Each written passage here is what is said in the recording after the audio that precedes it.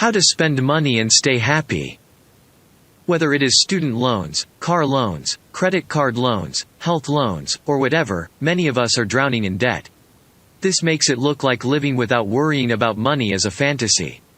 This problem has us taking anxiety and even depression medication.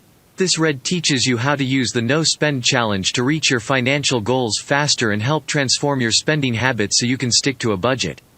Budgeting and money management can be one of the hardest concepts for people to nail down. You can have all the knowledge available and still suck at executing it. From this guide, you'll discover why budgeting alone isn't working, the psychology behind your impulsive spending, how to pay off debt fast, ways to do for free what you've probably been wasting money on, and many more. You'll also get a free resource guide with every recommendation in the book all in one place. Whether you're paying off student loans, saving for your first home, car, or health insurance, or just trying to control your spending, this is a personal finance read you'll return to again and again. Why should you care now? Debts don't get easier to pay, especially with the increasing interest rates. It only gets more difficult. Because you have decided to do better, you will get better. Keep scrolling through to find out how to be a better financial manager. Even if you take half of these steps, you are sure to see visible results in your finances. What is most important is that you take action. Stop spending to start living. We all have skeletons in our financial cupboards that seem to get closer and closer to taking over our lives entirely. Debts have a way of leaving us feeling guilty and ashamed. While it might not look like it, figuring out why you want to pay off your bill is the key to paying it off. Is it so you can quit your current job, or finally own your house? Whatever it is, be honest with yourself. Be vulnerable and passionate about it. Be honest and passionate about why you want to pay your debts. Figuring out your why will help you commit to paying off the debts. Next, ask yourself, what is keeping me from paying off this debt? Usually, the answer to this question may be, I don't earn enough, or I don't have enough time. These are just excuses. Write down the reasons why you want to pay, and those you think are hindering you from it. Take some time to review these reasons. Also, decide if your reason for not paying your debt outweighs your reason for paying it off. Acknowledge that the problem you have is all in your mindset. So, you have to decide to replace those negative thoughts with positive ones. Now, think about it. How much debt are you paying off this year? And when do you want to be debt-free? Your answers to these questions will determine how long you will cut your spending. You can cut it for a week, a month, or go as far as a year or more. But, you will do all this while still spending on your basic needs.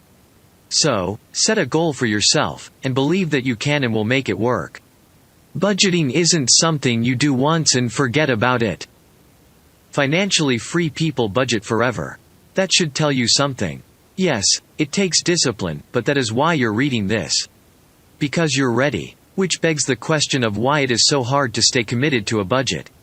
The good news about this is that the No Spend Challenge teaches you to keep certain habits that will help you not only pay all your debts, but live a financially free life. Financial freedom will affect other aspects of your life positively. We may think our impulsive or addictive nature is responsible for our inability to curb our overspending. Here's the thing. While your personality may not be directly related to why you cannot stop your habit, there is a scientific explanation to what happens, and it goes thusly. The prefrontal cortex of your brain is responsible for functions like logic, planning, problem solving, and impulse control. Now, there are two types of impulsiveness. The first is when the brain places too much weight on immediate outcomes without considering the importance of future benefit, like in the famous test where kids have to choose one marshmallow now or two later. Do you know what they did? They took that one immediately instead of being patient and having two in the long run. The second is the rapid response of habit without considering what the correct response should be. Like when you see a Starbucks and next thing, you're in the drive-thru line without thinking. Stress, distraction, and even loud noise can reduce your willpower. You see that we all have at least one of these. The No Spend Challenge will serve as an exercise to strengthen your willpower. When you remove most or all of your spendings, your decision-making will reduce and, thus, reduce decision fatigue. So, that's less stress for you. Continue reading to find out the myths regarding budgeting and ways to keep it on lockdown. We set many goals, and while we cannot achieve all of them, it is effortless to shift from moderation to extremism quickly. It's easier to set goals like losing weight, paying debts, reading every day, and so on. Most people want to jump from mindless spending to being moderate. Of course, it will fail, and you'll be back at square one. You're human. Don't feel bad about it. Just keep building your habits, and sticking to your budget will become effortless. Get your mind straight. Set a goal for yourself, and believe that you can and will make the no-spend challenge work. While building a healthier habit, there are some tips to keep it all on lockdown. Manage stress. If you're stress-prone, you can try out some relaxation techniques and meditation. Also try to avoid caffeine, alcohol, and nicotine. Not only are they not good for your brain, but they induce stress, which in turn affects your health. Bombard yourself with encouragement. You can't do this alone. So, involve your friends and family, and they can serve as motivation. Sleep more. Sleep deprivation is one common cause of chronic stress. Besides avoiding stress stimulants, there's nothing like a good night's sleep to keep you feeling refreshed. So, try going to bed an hour earlier. Exercise. When you are stressed, your brain releases a hormone called cortisol, also known as the stress hormone. The fastest way to burn this cortisol is via exercise. Focus on one thing at a time. Sticking to one goal at a time also provides the focus necessary to complete one task, rather than to start several things and complete none. The less you think about and the fewer decisions you make, the better those decisions will be. You don't need to look at the budget or the no-spend challenge every day. All you need to do is build your willpower and confidence, and you will be fine. There are 4 stages of trying to achieve your set goals. 1. Unconscious incompetence. Here, you're doing it wrong, but you don't know you are. 2. Conscious incompetence. You know where you're going wrong, but you still keep doing the same thing. 3. Conscious competence. Here, you know you're doing it right, but it feels forced. It is taking a lot of brainpower and effort to stick to doing it right. 4. Unconscious competence. Finally, this is where you want to be. The healthy habits you have been practicing have paid off, and now it seems natural. Just keep strengthening your willpower. Up next is how to prepare for the challenge. Preparing for a no-spend challenge.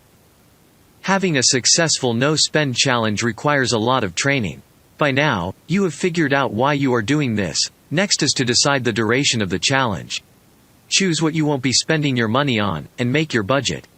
Take note that you have to be strict and obedient to the challenge. Pay your bills, sort out your extra debt, and move the rest to another account. Deal with it. Work out what works well for you. Don't try to use another person's budget. It won't work. It's not a one-size-fits-all thing.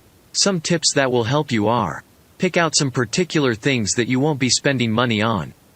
This may include cutting off things like extra clothing, coffee, restaurant visits, etc. No spending on impulse. Spend only on groceries and gas. This is the most significant way to restrict your spending. You have decided to only spend on necessities. The challenge can be in various forms, depending on how long you want. 1. No spend day. 2. No spend week. 3. No spend weekend. 4. No spend month. 5. No spend years and beyond. Plan your meals so you won't have to spend on buying food. Also, you will need to prepare for your gas purchases, and make other important decisions to help you out. If you like to hang out with friends, instead of eating out at a restaurant, have your friends over and cook at home. Some books that will help you in your no-spend challenge are The No-Spend Year, by Michelle McGaw, The Year Without a Purchase, by Scott Dannemiller, and The Year of Less, by Kate Flanders. Here's a sample guide for you to assist you in this journey. The Spender's Guide to Debt-Free Living, by Anna Newell Jones. 1. Get Your Necessities. Depending on how long you want the challenge to go on, you need to buy the groceries, toiletries, cosmetics, or frozen foods that'll be in use for the challenge. Or if there is a special function at work that needs a particular outfit, you need to buy that too. 2. Tell your friends and family. Not only will they serve as your source of motivation or encouragement, but they are also there to caution you when it seems like you're about to derail. 3. Make a visual representation of your why. Writing your goals down make it already half achievable. Now, all you have to do is to place that list in places you will see. It could be in your bathroom mirror, fridge, or in your car. 4. Treat yourself. Just when you're about to start a challenge, treat yourself as a reward to push you to achieve your goals. What do you do when life happens? Don't give up, of course. Falling off the wagon sometimes reminds us that we are human. So, what do you do when that happens? You remember why you started in the first place, you pick yourself up, and you keep pushing till you get it right. Remember, we fail so that we can get better. Tips and strategies for your no-spend challenge. The magic word. You're probably wondering what this is. It isn't to say, no. The better choice of word is to say, but, anytime you don't want to do something. Think of the things you'd gain from not spending that money. Some examples are, I'm not spending money right now, but wanna come over to my place, or, I really want it, but I'll wait until the challenge is over to get it, or, I usually do this, but I could save some money if I tried that. To stop spending on restaurants, try to cook your meals at home, prepare freezer meals, or pack your lunch. At dinner time, have friends over instead of going out. Go on picnics at beaches or parks instead of going to expensive places. The plus side to this is that you get to pack your meals. Take surveys to earn gift cards. You can add mystery shopping to your side hustle. Doing this will not only get you free food and drinks, but you can get paid for your observation. Make better coffee. Doing this will make it easier for you to avoid visiting that coffee shop on the way to work. And while you're at it, make it fun and improve your brew method. You can even decide to make a cold brew instead and make it faster. Try to earn gift cards from Starbucks, which lets you spend less. You drink less overall. Not just coffee, but alcohol as well. Other tips that will help you spend less are unsubscribing from some emails or uninstalling some apps that advertise all the thing you can buy impulsively. Apps that can help with the blocking of those tempting websites are StayFocus, LeechBlock, Icebox, and Freedom. Also, try removing your credit card details from your browser's autofill setting, so it is more difficult for you to spend online. Generally, what you need to do in terms of food is to plan your meals and make a grocery list from the meal plan. After this, you purchase the ingredients for the week. How to stop spending on entertainment. If you want to go out or hang out with friends and you're trying to cut costs, there are places you could go. The library, for instance, is an excellent place to start. It has a great collection of books, movies, ebooks, DIY books, and more. You could also join social groups like running groups, Yelp events, or bike riding groups. Attending home improvement classes, park events, and volunteering at events for freebies can also be nice.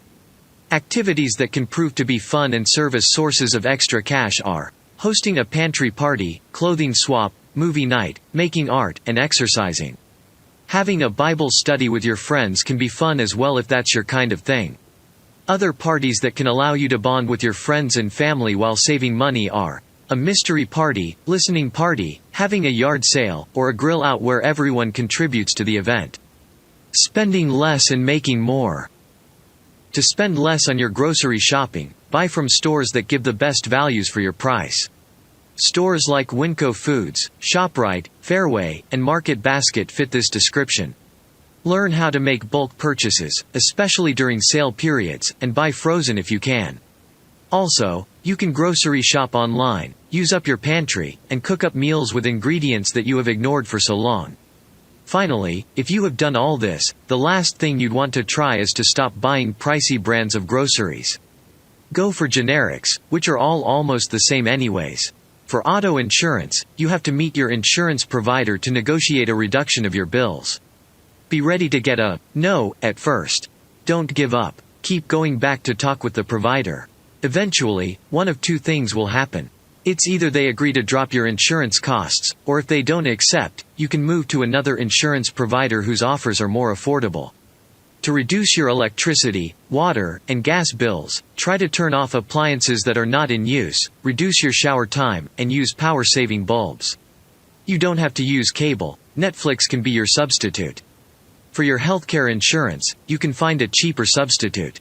Cut down on your transportation by taking the bus, riding a bike to work sometimes, and skipping those expensive car washes. If your house is draining you with bills and you cannot change the location to a more affordable area, try getting a roommate if you can. If it is your home, you can rent out a room or some rooms using sites like Airbnb. The fact that you're trying to cut costs shouldn't stop you from doing charity or what you want to do. Tips for decluttering and selling your stuff. When decluttering, you have to put some things in place. Discard that thought that reminds you that you bought the clothing or other items for a lot of dollars, and hence, you cannot give it away. Sort out your clothing into 4 categories: a keep, sell, give, and store category. So, if you are keeping your stuff, you know where it goes. Sort the clothes depending on which category the items fall in. Clean out that drawer. No hard feelings. Along the line, if it comes to it and you need storage, find room rather than buy more clothes. Make do with what you have. You don't have to buy it. Face one task at a time, instead of tackling all the things at once. Now that you have been successful in decluttering, the next thing is to make money by selling those items. Social media is the fastest way to get this done. Try the Facebook Marketplace or OfferUp. You can find a list of sites and what you can sell in the book. You'll find websites like Gone, Declutter, eBay, Amazon, etc. Tips for starting a side hustle. The most important thing to note before starting a side hustle is that you have to understand how you spend your time. How much time do you have before work? Or after work? What do you do on weekends? Depending on your answer, you can find different types of jobs.